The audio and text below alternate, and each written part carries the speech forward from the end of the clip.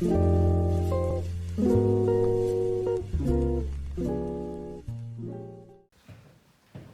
everybody and welcome to Simple Sourdough. This will be our first instructional video here in our bakery. And today I'm going to show you how we make our classic loaf. We're going to make it by hand, so we need a few simple tools. We need something to mix in. We need a dough scraper, a dough card, and a proofing basket. Of course we need some sourdough. This is wheat sourdough. I will talk more about this later. We need some water and of course some flour. And here we got some strong white flour and we got some whole grain spelt. Alright, so the first thing we want to do is we want to start something called an Autolyse. And that's basically where we mix water and flour, and the flour will start working for us and make these gluten strings.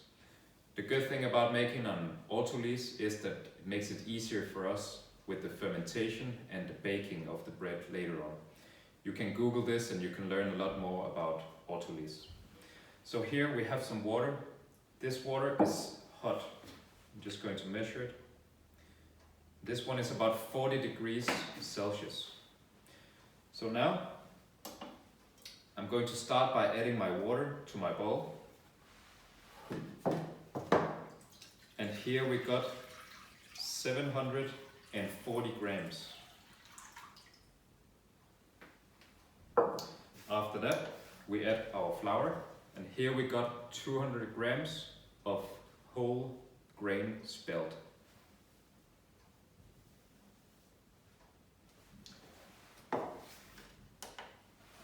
This is strong white flour, and when you make these classic loaves, you need some strong flour to be able to lift the bread, and if you want really big air pockets.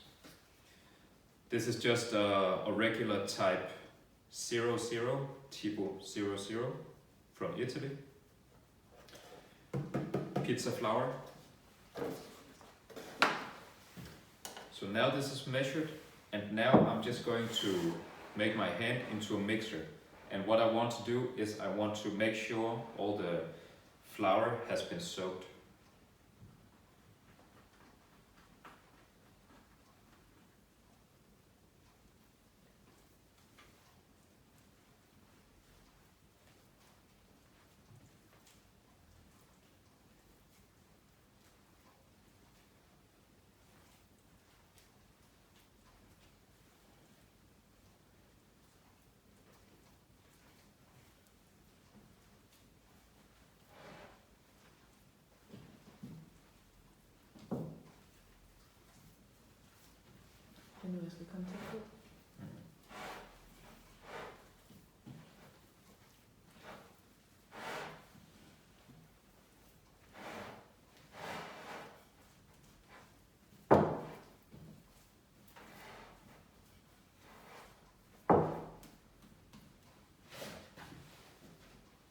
Just going to take a bit of water so I can get this dough off my hands.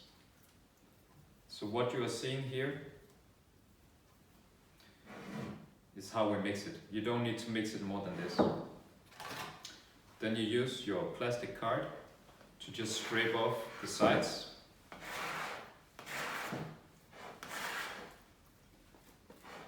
The most important thing is to just make sure that there are no lumps of flour. So you can make your hand wet and you can just push through this dough, and then you will feel if there's any lumps that you haven't soaked. And that's it for now. So for this recipe, this is enough for 2 loaves. You can put a cloth on top, or anything to cover, or you can just add some water so it doesn't dry out. When we Autolyse for a classic loaf like this, we do it between 10 minutes to 1 hour. And that's more than enough. If we make some bread that has a lot more whole grain, then we soak it for a longer time. So for now I'm just going to let it rest. I'm just going to talk a bit about this recipe. So we have 1000 grams of flour in total, and we have 740 grams of water. we are talking about a hydration on 76% because we are also going to add sourdough, and this sourdough is just made out of wheat and water, equal parts. So this one also adds a bit to the hydration. So 76% hydration is quite high if you are a beginner in this. So you might want to lower it a bit because it's easier to work with the dough.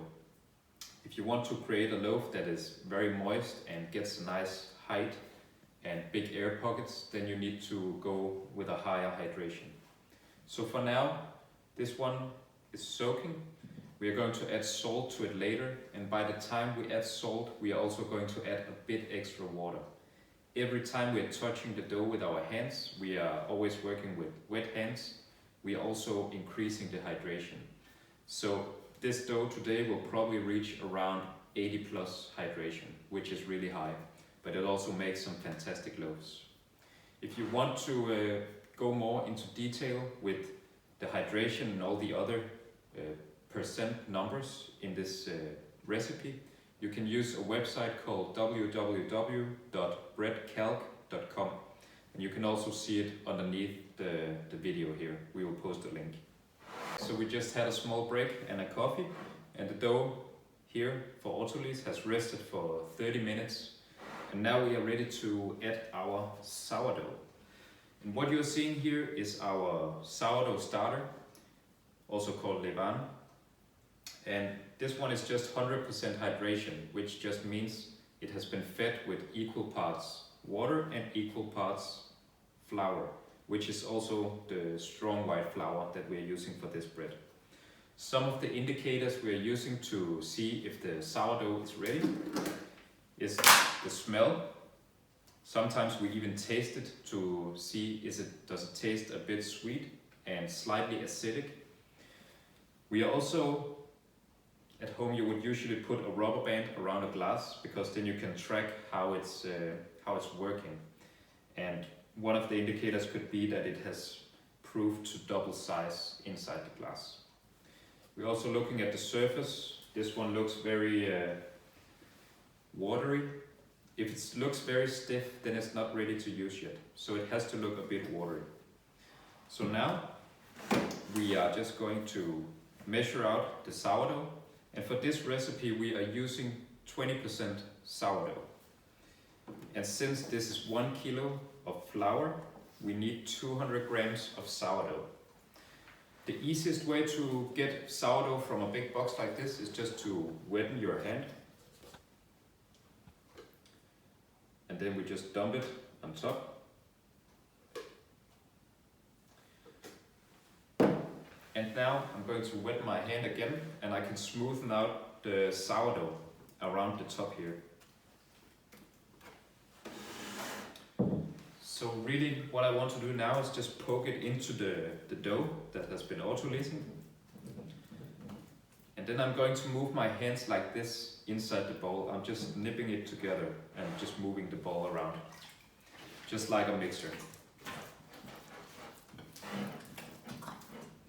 And you can be quite rough at this stage.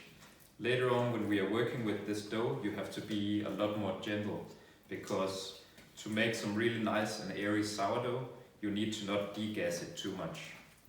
So if you're working with yeast, you can be a lot tougher, because the yeast will just keep on working and working. And now we are working with sourdough, and at some point it will start to over ferment, and all the gluten strings will be eaten by the sourdough, which means if you have ever tried this before, you might have made pancakes. Alright, so this is more than enough. Now we have integrated the sourdough into the dough, and as you can see, there's a lot of strength already.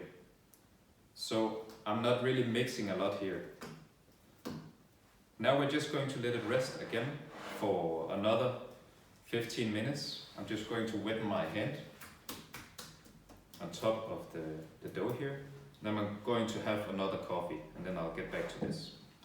One good thing you can do is use your dough card and just scrape around here. It just makes it a whole lot easier if you work clean with this. See you in a bit. Back at it. The dough has been resting for another 30 minutes now, and now you can see it's a lot stronger than before, which is very nice. When you get a good routine in this, you don't really need to spend a lot of time making these bread.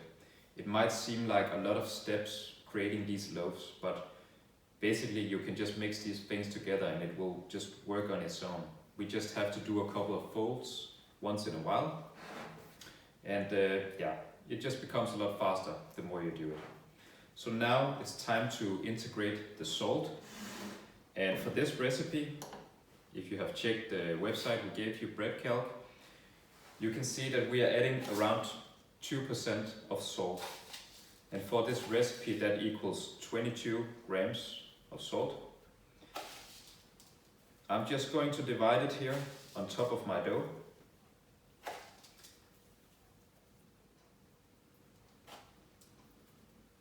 And I'm trying to spread it out as much as I can. That makes it easier for me to get it into the dough. So now it's just laying like this on top. Going to wet my hand. And when I start adding the water, the salt will start to melt. So I'm just going to, like I did with the sourdough, I'm just going to push it in to the dough. And after that, I will just start massaging it in again. I'm going to be a bit more gentle this time, because now we have a bit more structure in the dough. Going to wet my hand to help the salt dissolve. And I'm just pushing the dough underneath itself.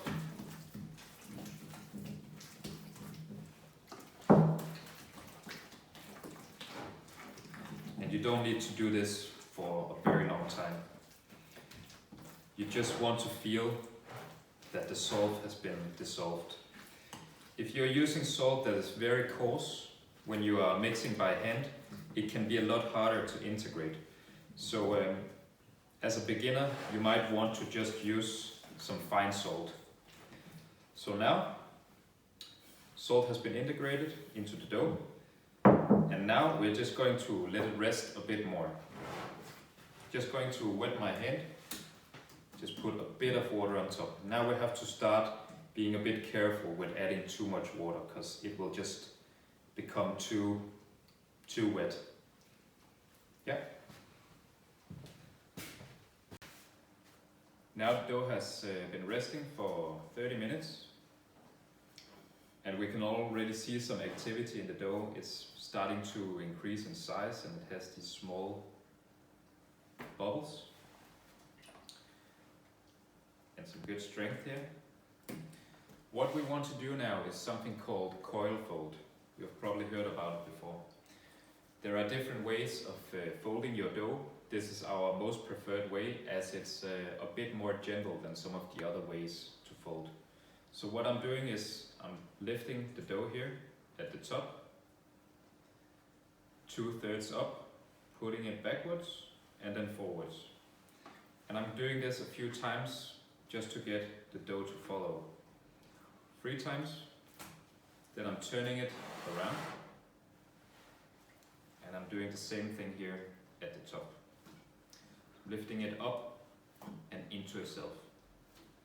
Then I'm turning it half, lifting the top and lifting the bottom. So now I'm just going to let the dough relax again, and I'm doing this maybe 2 to 3 times to build structure in the dough. And you can already see now there's quite a few air pockets. So this is to increase the strength in the dough so it can hold its shape in the Benetton, but also so we have a nice round or oval bread when we are baking it. I'm putting a cloth on top so it doesn't dry out. Underneath the video you can see a timeline from when we started the Autolyse, adding the salt, the sourdough, when we are coil folding, and we'll go more into details with this in some later videos. For now, We're just letting it rest again.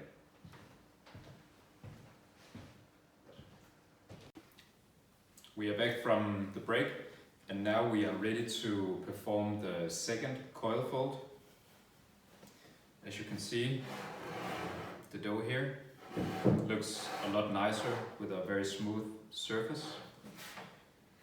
So now I'm just doing another coil fold, same way as before, lifting the top underneath itself. And now it's a lot easier because the gluten is a lot stronger. Turning it around, same thing at the top. The way to decide how many of these folds you need to make depends on how the dough appears in your bowl. If it's just completely straight, then you have to do more folds.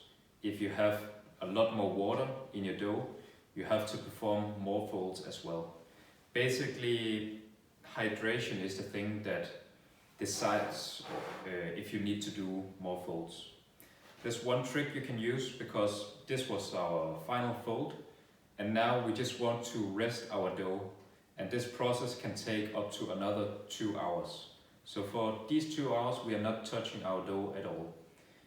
What you want to do if you want to make some bread that has a nice open crumb, you want to build the strength into the dough as early on in the process as possible. And then you want to have a long rest period without touching the dough. One way to see if your dough is ready to be put into the Benetton, you can do this trick. Wet your hands and just take a small lump of your dough. Put it into some lukewarm water. It has to be around the same temperature as your surroundings. So the water has to be the same temperature as your surroundings. When this little dough ball floats to the top, your dough is ready to be shaped and divided and put it into the Benetton. We'll get back to that later. For now we have performed the last fold, and now we are going to rest our dough. We will talk more about resting the dough. This is also called bulk fermentation, and after that we have the cold fermentation in the fridge, which usually appears overnight.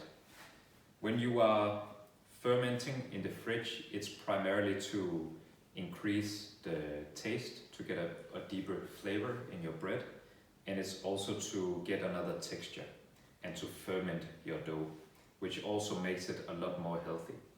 So for now I'm just going to let this rest, and I'm going to take a look at my dough ball. When it floats to the top, I'm ready to perform the next steps.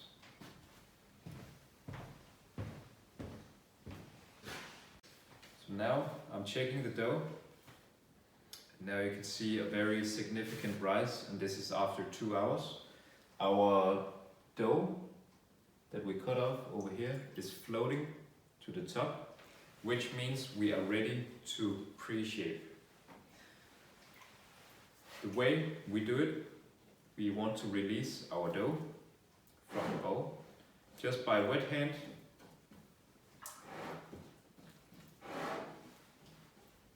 Get it loose.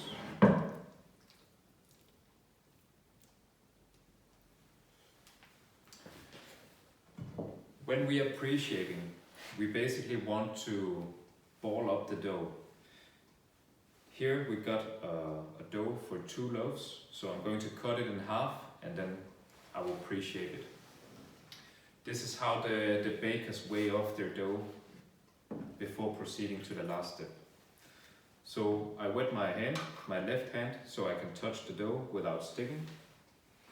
I put very small amount of water on my dough scraper, dividing it in 2 pieces. And this is the motion. I want to go from the bottom of my hip to 12 o'clock, and then I will push it out like this.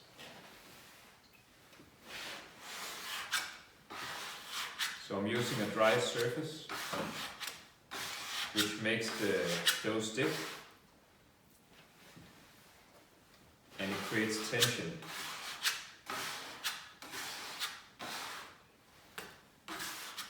This is how you want it to look like.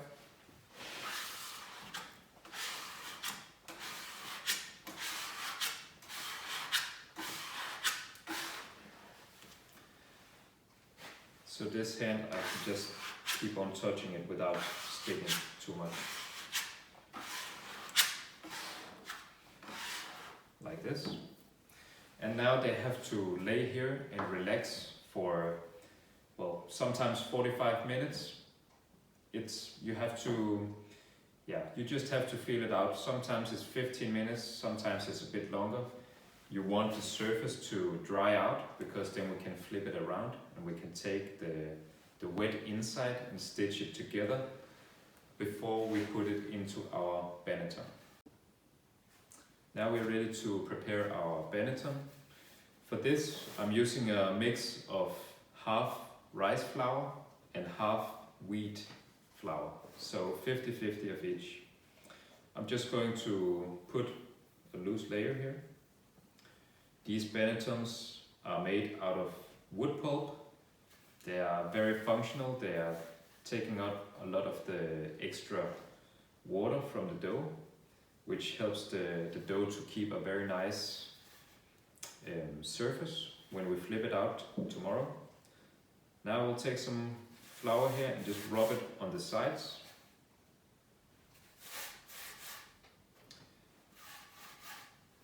Now it's ready for us to put the dough. So the dough is just laying here and it's drying out, and when it has dried out a bit more and relaxed, we are ready to stitch it together and put it into our Benetton. And that's the step we call final shape. So now we are at the very last step and we are ready to take our dough into our proofing baskets. All the tools we are using here can be found on our web shop. This one is handmade. So now what we want to do, put a bit of flour on our dough, a bit of flour on the table. You can just make sure it's fully covered. Now we want to flip it around on the dry surface. I'm pulling the top and I want to create a square. The bottom tucked up and pulling the sides. This move is also easier to see if you go to our Instagram profile. You can see a lot of videos on this. Pulling the ears, another 2 ears. And then finally, I'm just rolling it like this. So this is the shape that we make. Just going to show the other one. If you have some dough sticking to the table, you can always just grab it and put it on the inside. The top, bottom,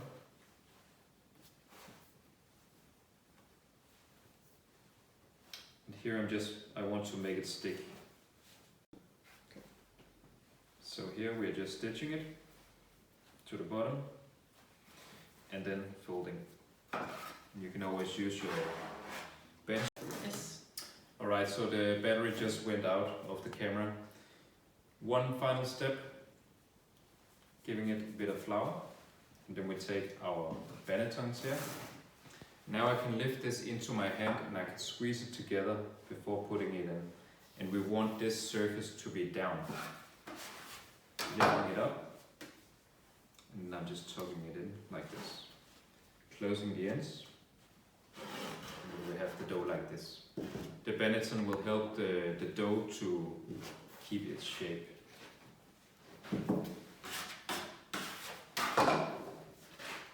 Like this.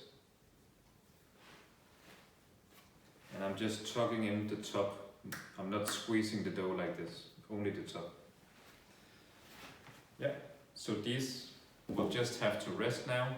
When they have filled up the proofing basket, they are ready to go to a cold fridge, and then we'll bake them off tomorrow. We are back. Good morning.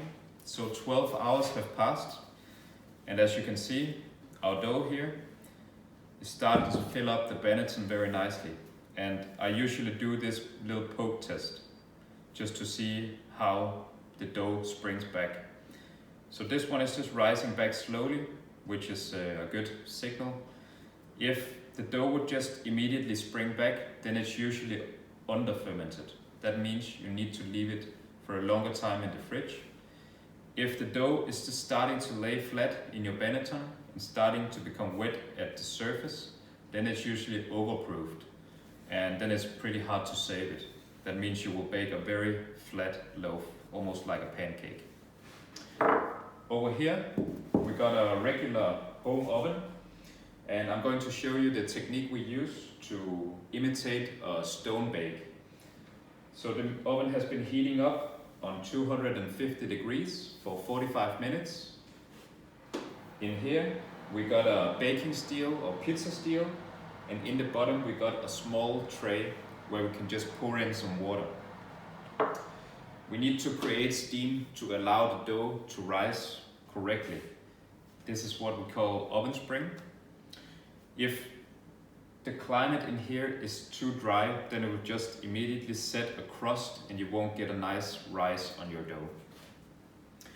The dough has not been covered inside the fridge, which means it's dry here, and it makes it easy for us to just slide it on our pizza slider before sliding it into the oven. Now I'm going to show you how we do it. Here is our bread lame scoring knife. It's handmade by my neighbor, and you can buy it in our shop. So what I want to do, I want to aim my dough, and I do that by just looking at the side here and then placing it. One bump and it's out. Just going to give it a nice quick score like this. You can see it opens up nicely, and you can see all the air pockets inside. So now I'm sliding it in, and I'm pouring my water. And then I'm turning off the oven because I want to shut off the fan. And that just makes a very nice climate for the dough to rise. So I leave it like this for 20 minutes. And after 20 minutes, I'm going to turn back my oven, and then I will start baking it. So let's check it out in 20 minutes and I'll be back. Now we are back, and after 20 minutes, our dough has proven nicely in the oven. And now I'm just going to open, and it will let out a lot of steam, so watch your head. It's looking very good. We got a nice oven spring. So what I want to do now I'm just going to turn back on the oven. I'm putting it on hot air, the hot fan, and then I'm just putting it around 220 degrees. You can even put it higher if you like, that's up to you. So now it should bake for another 20 minutes. So 20 minutes with steam and 20 minutes where we are baking and forming this nice crust and this nice taste. We like to bake our bread very dark down here. We're back, and our bread has been baking for 25 minutes, and as you can see, it's quite dark. Nice and caramelized. Looks like this. See a nice ear, nice crust.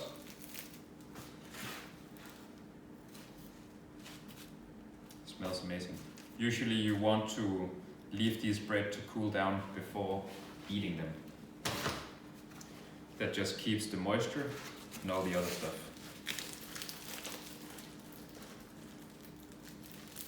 Not today.